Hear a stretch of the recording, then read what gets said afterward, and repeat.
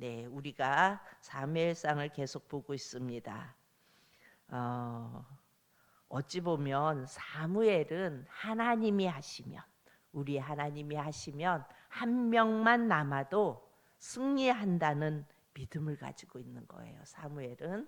그리고 사울은 그야말로 그 블레셋의 어마어마한 규모의 군대 앞에 두려움을 느끼는 것을 우리가 지난 13장 말씀을 통하여 보았습니다. 자, 그러면 우리는 사무엘과에 속할까요? 사울과에 속할까요? 사무엘은 한 명만 남아도 승리한다는 믿음을 가지고 있어요, 하나님이 하시면. 그런데 사울은 보여지는 것 앞에 두려움을 느낍니다. 아마도 우리는 대부분 사울과가 아닐까 그런 생각이 듭니다. 우리는 나의 상황이 무너지고 어려워지면 그야말로 갈 바를 알지 못해요. 우리는 두려워해요. 분명 하나님은 살아계신데. 오늘 사울은요, 사무엘이 오지 않자 두려움에 사로잡혀서 그야말로 제사장이 드려야 할 제사를 드리고 하나님께로 버림받는 아주 비천한 그런 인생이 되는 것을 볼 수가 있습니다.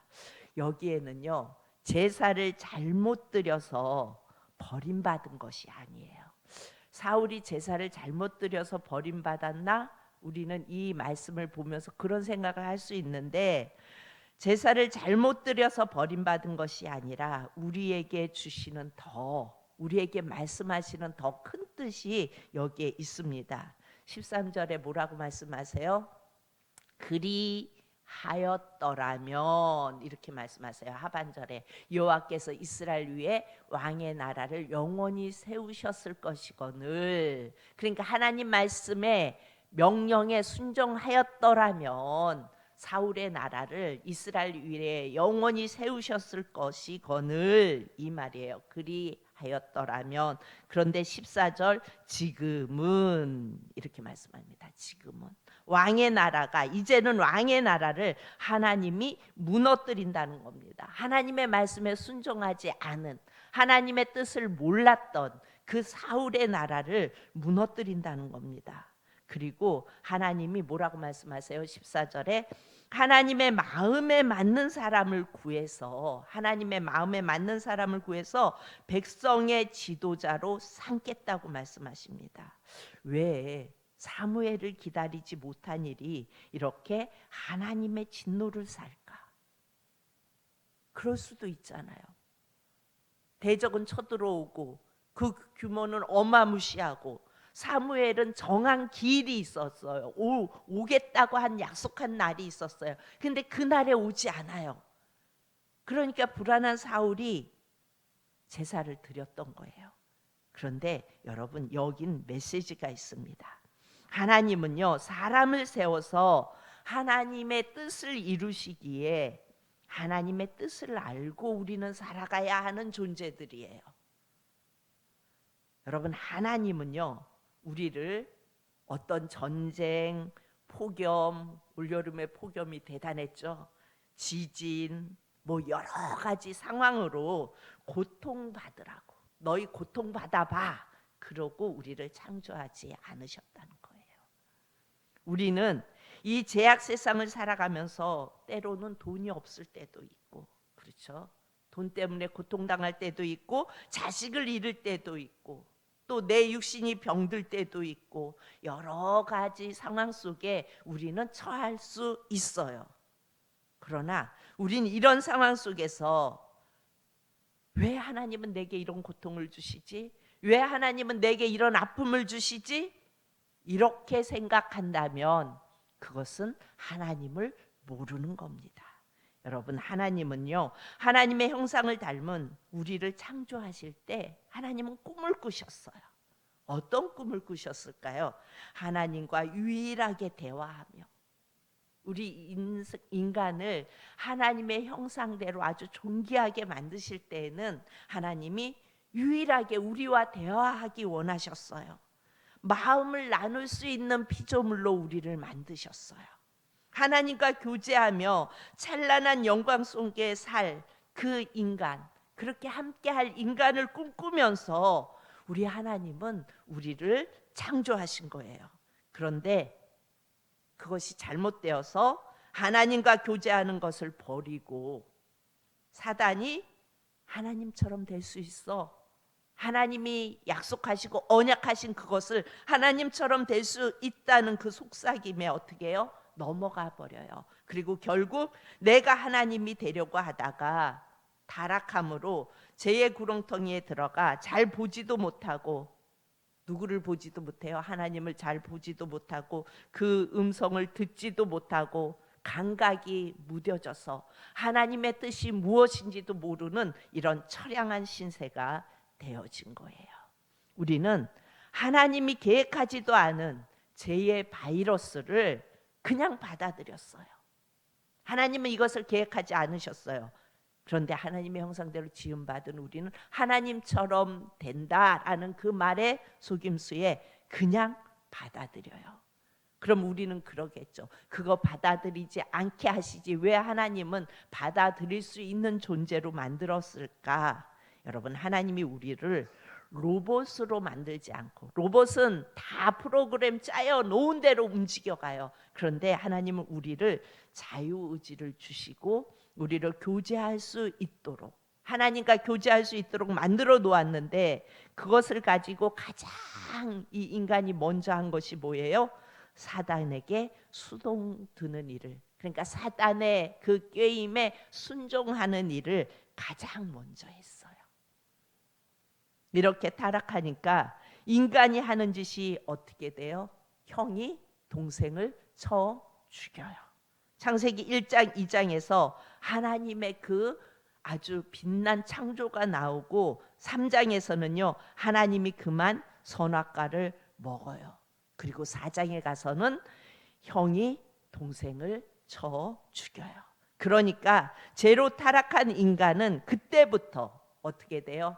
사람을 죽이고 환경을 파괴하고 자기 자신을 비하하고 하나님을 대적하는 바벨탑을 쌓고 하나님을 부정하는 진화론을 만들고, 그리고 자기 이성과 생각을 추앙하는 자기 숭배 속으로 빠져들어간 거예요. 이렇게 죄된 인간이 하나님의 뜻을 알지 못하는 이유가 바로 그래서 그런 것입니다. 이런 인간을 향하여 하나님이 어떻게 하세요? 하나님이 무엇인가 하면 하나님이 보내신 메시아를 통해서 죄인을 회복시키셔서 정말 우리가 사는 것처럼, 하나님이 처음 만들어서 존귀하게 사는 것처럼 그렇게 살게 하시려고 어떻게 하세요? 메시아를 이 땅에 보내신 거예요. 그래서 창조자이신 하나님이 우리 인간인 피조물의 옷을 입고 하나님이 이 땅에 오신 것이 누구예요? 예수님이세요. 이 흉악하고 처량하고 불쌍한 우리를 대신해서 인간으로 육신의 옷을 입고 오셔서 죽으심으로 우리가 제사함 받고 그리고 구원받게 하시는 것이 누구의 뜻이에요? 하나님의 뜻이었어요. 그러니까 하나님은 우리를 만드실 때도, 창조하실 때도 함께 교제하기 원하셔서 우리를 만드셨고, 그 뜻을 거역한 우리를 불쌍하게 여기시고 메시아이신 예수님, 하나님이 인간의 피조물의 옷을 입고 이 땅에 오셨다고요. 이것이 하나님의 뜻이에요. 하나님의 뜻은 죄인을 구원하셔서 영원한 하나님의 집에서 함께 원하시는, 살기를 원하시는 것이 하나님의 뜻이라고요. 여러분, 어제 우리가 말씀을 나누었죠. 주일 말씀. 그 말씀을 들으면서 저는 너무 기뻐서 눈물이 나더라고요. 하나님 나라에 가서 그 누릴 것을 생각하니까 너무 기뻤어요. 그것이 하나님의 뜻이라고요. 우리가 그렇게 되어져서 다시금 저 영원한 나라에서 함께 누리기 원하시는 것이 하나님의 뜻이라고요. 8절에 보면요, 우리 13장 8절을 한번 봅니다. 8절을 보면 이렇게 말씀하세요. 사울은 사무엘이 정한 기한대로 이레 동안을 기다렸으나 사무엘이 길갈로 오지 아니하매 백성이 사울에게서 흩어지는지라. 기다렸어요. 정한 기한에. 그러니까 사울이 7일을 기다려요. 하나님이 정한 시간이 있다는 거예요. 하나님은 늘 정한 시간이 있고, 어제도 말씀하셨지만 진리는 변하지 않아요. 진리는 그대로 이루어져요. 그래서 하나님은 그 약속을 지키세요. 예수님이 오기 전에도 여러분 이단 교주들이 많이 나타났어요. 그래서 유대인들은 어떻게 해요? 훌륭한 사람만 나타나면 저 사람이 메시아가 아닌가? 막 이렇게 생각해요. 그래서 예수님이 오시고 세례 요한의 제자들이 막 와서 얘기하잖아요. 저 사람이 누굴까요? 저 사람이 메시아가 아닌가요? 그래서 어떻게 해요? 세례 요한이 묻죠. 당신이 누구십니까? 오실 메시아가 당신이십니까? 라고 묻죠. 그러니까 기다리고 있는데 안 오시니까 계속 훌륭한 사람만 오면 묻는 거예요. 저분이 메시아인지. 여러분, 그러나 메시아가 오기 전에 자기가 원하는 방법으로 메시아를 세우면 안 되는 거예요. 사무엘이 오기 전에 자기가 원하는 방법으로 제사를 드리면 안 되는 거예요. 지금 사무엘상 이 말씀에서 예수님이 오시는 그 기한에 대해서 예시하고 있는 거예요. 구약은 신약의 예수님의 그림자라 그랬죠. 이 말씀을 통하여 예시하고 있는 거예요. 우리는 그 대적 앞에서 하나님이 너무 이해를 못하셔. 나래도 드렸겠다.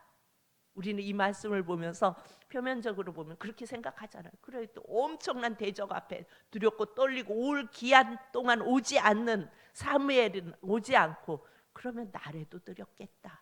우리는 그렇게 생각하죠. 여기에 그 말씀을 예시하고 있기 때문에 그 나라가 망할 것이다 말씀하시는 거예요. 그러니까 하나님의 메시아의 약속은 아담과 하와가 죄를 짓고 그들에게 형벌을 내릴 때, 그때 이미 진리를 말씀하셨어요. 뭐라고 말씀하셨어요? 여자의 후손이 뱀의 머리를 상하게 할 것이다.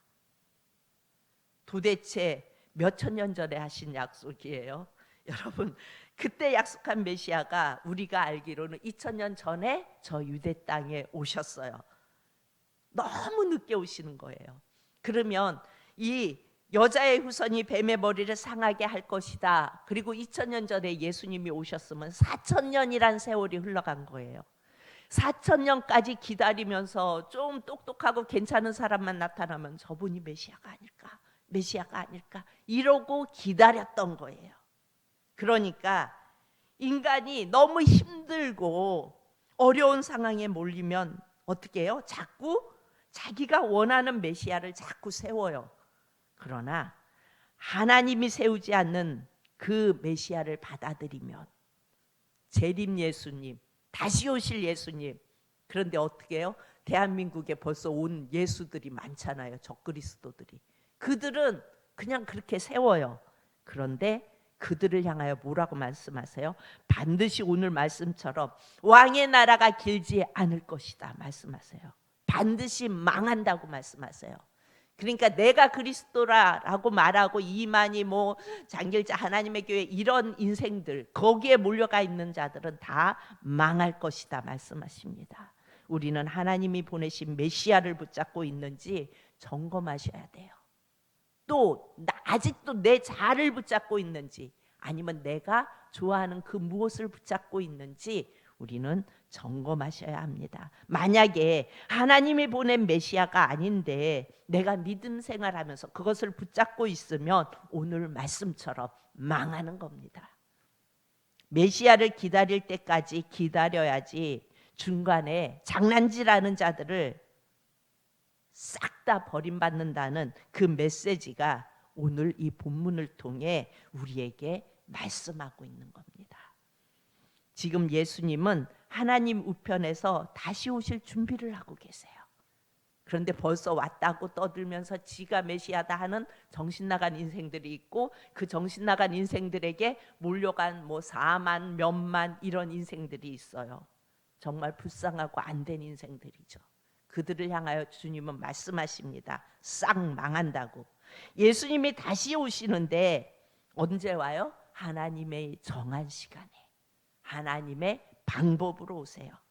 그런데 그의 마음에 맞는 사람을 세운다고 말씀하세요. 그래서 그 나라가 길게 할 것이라고 14절에 말씀하시죠. 하나님이 보내신 메시아가 예수고 그 예수님이 다시 오심을 바라보며 내가 그 예수님을 죽어서 만나든 살아서 만나든 그 예수님 앞에 설 것이라고 믿고 하나님이 죄에서 구원하는 그 구원자를 정확하게 붙잡고 있는 사람이 하나님의 마음에 맞는 사람이에요. 하나님의 마음에 합한 사람이에요. 여러분, 이 새벽에 나온 우리 성도님들 예수님의 마음에 맞는 사람이 되시기를 축복합니다. 우리 예수님을 붙잡는 자들이 되어질 수 있기를 축복합니다. 기도합니다. 참 좋으신 아버지 하나님 은혜를 감사합니다.